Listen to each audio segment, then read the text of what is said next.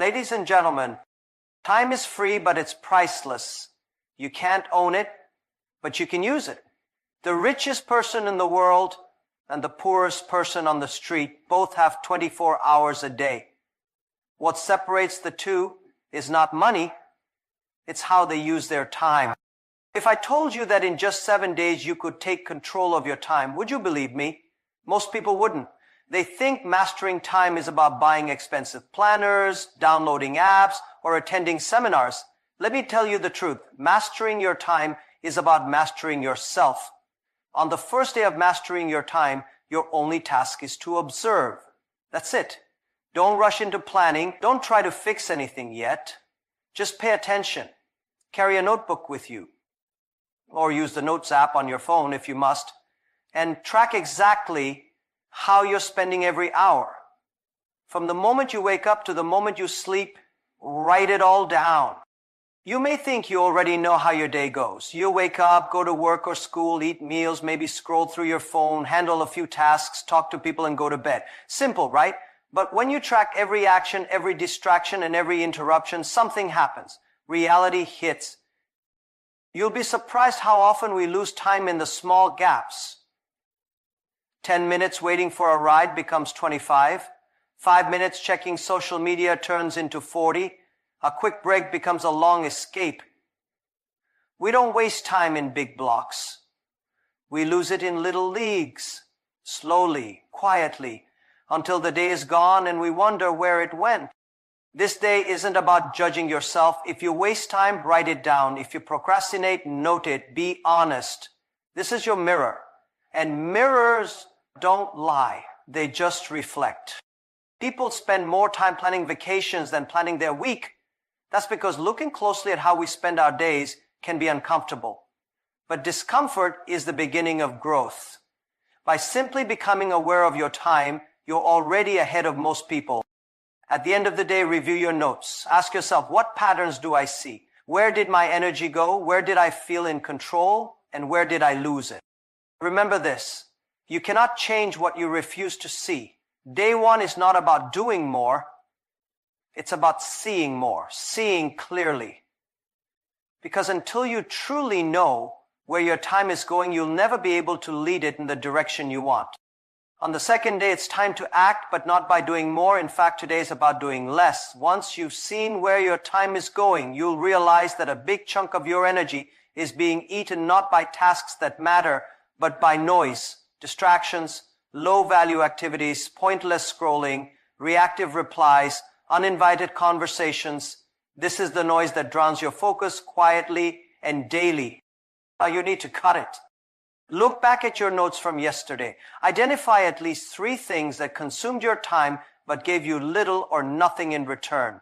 Maybe it was the hour you spent arguing online. Maybe it was checking your email 20 times a day instead of 3. Maybe it was watching video after video until midnight, convincing yourself it was just to relax.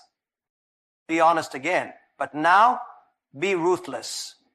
Pick one of those time wasters and cut it. Not reduce it. Cut it. If it's a social media app, delete it. Just for the week. If it's an unnecessary meeting, decline it or request a summary. If it's the habit of checking your phone every few minutes, turn off notifications. Do something that physically removes the temptation from your reach. You see, people talk about time management as if it's about squeezing in more tasks. But mastering your time often starts with subtraction, not addition. You don't become rich by adding more coins. You become rich by not leaking them. You must protect your time like it's money, because it's even more valuable. You can earn money back. You can't earn back lost hours. It's also important to start your day on your terms. Most people wake up and immediately hand over their attention to their phone. The day begins with messages, notifications, headlines, and suddenly your thoughts aren't your own anymore. That's noise. Take back the first 30 minutes of your morning. No phone, no internet, just your thoughts. A calm start gives you control. If you want to do big things, you need quiet. Noise is the enemy of clarity. When you remove it, you'll notice something powerful: space. Space to think, space to focus, space to breathe. And don't be surprised if this feels strange at first. Your brain is addicted to the noise. Silence will feel boring. Focus will feel unnatural. That's okay. You're not cutting the noise because it's easy. You're cutting it because your goals are more important than your impulses. Today, take one bold step toward clarity. Remove just one source of distraction and protect that space like your future depends on it. Because it does. Now that you've seen where your time goes and cleared out some of the noise, it's time to start shaping your days with intention. This is the point where most people fall into a common trap. They try to plan their time like a firefighter, always responding to what's urgent, always reacting, always rushing from one burning task to another. But reacting to life is not the same as leading it. You must learn to plan like a farmer, not a firefighter. A farmer doesn't wake up and ask, what should I do today? A farmer wakes up and follows a rhythm. The land doesn't surprise him every morning. He plants in one season, waters in another, and harvests in another. There's patience, consistency, and trust in the process. That's how you must start thinking about your time. Spend day 3 setting up a very simple system, not a complicated to-do list that you'll abandon in a week, but a basic daily rhythm you can follow. Plan your next day the night before. Decide what your most important 3 tasks are, not 10, just 3. These are your crops, the things that if you get them done will actually grow something valuable in your life. Everything else is just weeds. Next, group your similar tasks together. If you need to make 5 phone calls, don't scatter them throughout the day. Batch them. If you're writing, block out an hour where nothing else interrupts you. Every time you switch tasks, your brain pays a small price. Reduce that cost by working in blocks. Also set boundaries, real ones. Give your day a clear start and a clear end. One of the biggest lies modern productivity sells is that success comes from always being on. But even farmers let the soil rest. If you don't respect your own off time, no one else will. And without rest, your work becomes shallow, your thinking becomes dull, and your joy disappears. Then comes day 4. This is where you test the rhythm.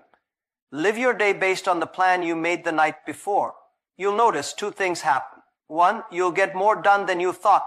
And 2, you'll be tempted to drift off track. That's normal. Planning your time is not about controlling every second. It's about creating direction. The goal is not rigidity. Life will interrupt you, sure, but when you have a plan, you return to it faster. Without a plan, every interruption becomes a detour. At the end of each day, take 5 minutes to reflect. Did I stick to my rhythm? What stole my focus? What worked well? Where did I fall off? And how can I adjust? Planning like a farmer means trusting the long game. You're not going to harvest results in a day, but if you plan, water, and care for your time consistently, you'll look up in weeks and realize you're no longer just reacting to life, you're creating it. By day 5, something shifts. You've started to reclaim your hours, you're cutting out distractions, you're planning your days with care. But mastering time isn't only about productivity. It's not just about getting more done. It's also about what you do with the time you save. Too many people spend their entire lives chasing things they can measure. Money, achievements, recognition. But the most valuable parts of life can't be measured, and they definitely can't be bought. Today, it's about giving your time to the things money can't buy. When was the last time you sat with someone you care about without checking your phone? When did you last listen to someone, not to respond, but just to understand? When did you last take a walk without a destination, or laugh so hard you forgot the time? You see, money can buy a watch, but not more time. It can buy comfort, but not peace. It can buy medicine, but not health. And it can rent attention, but never love. Use this day to pause the endless chase and redirect your energy toward the things that truly matter. Call a friend you haven't spoken to in a while. Have a meal with your family and keep your phone face down. Go see your parents if you can. Visit a place from your childhood that reminds you where you came from. These small moments are the real wealth of life. Also, take a little time today to be with yourself, not for work, not for problem solving, just to reconnect. Sit in silence, reflect, write in a journal. Think about where you're going and whether the path you're on is taking you there or just keeping you busy. This is the part most people skip. They optimize their schedules, track every hour, chase every opportunity, but they forget why they started in the first place. They forget what makes life meaningful. If you don't intentionally give time to the things that nourish your spirit, life will slowly lose its color. You'll have motion without meaning, success without satisfaction, and one day you'll look back and wonder where the moments went. So today, resist the urge to just fill the hours. Don't see this as a break from progress. See it as a return to purpose.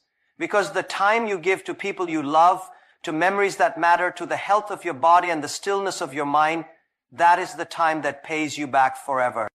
Productivity is powerful, but presence, that's priceless.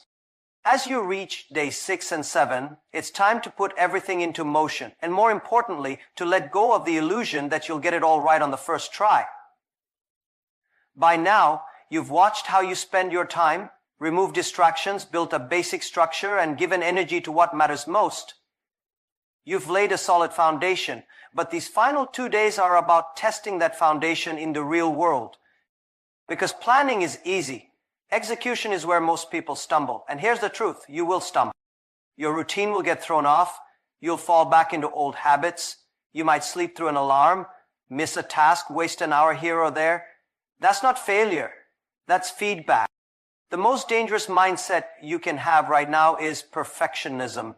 The belief that your time management must be flawless from the start will only lead to frustration. The goal is not to become a machine. It's to become a better human, one who adapts, adjusts, and evolves. So treat day 6 like a simulation. Run your system, stick to your plan as best you can, but also track what doesn't work. Did you try to do too much in the morning and burn out by noon? Did your environment pull you off track? Were your expectations unrealistic? Make notes. Observe not just your actions, and on day 7, use what you've learned. Modify your schedule. Drop the habits that don't serve you. Keep what works, but make it easier to follow. If something felt forced or draining, ask yourself, was it necessary or was it just tradition? These 2 days are about embracing what every successful person understands. Failure is not the opposite of progress. It's the engine of progress. The faster you fail, the sooner you learn. The sooner you learn, the sharper your time becomes. Mastery is not found in avoiding mistakes, but in refining through them. You might be tempted to copy someone else's routine. Wake up at 5 a.m., meditate for 30 minutes, read for an hour, write 10 goals, run a marathon, and then start work. But remember, this isn't about creating a picture-perfect day. It's about building a system that actually fits your life, your energy, your values. Give yourself permission to adjust. Maybe you need more breaks. Maybe you work better at night. Maybe your most productive hours are not the ones you've been told they should be. Discover what works for you, not for the internet. By day 7, you should feel something different. Not perfect, not finished, but in control. Even if things aren't running smoothly yet, you now know how to correct course. You've proven to yourself that you can take ownership of your time. That alone puts you ahead of most people who live their lives in reaction, not intention. And remember, this is not the end of a 7-day challenge. It's the beginning of a new mindset. One that says, I don't need to be perfect. I just need to be committed. One that knows how to recover quickly, learn constantly, and move forward always. Your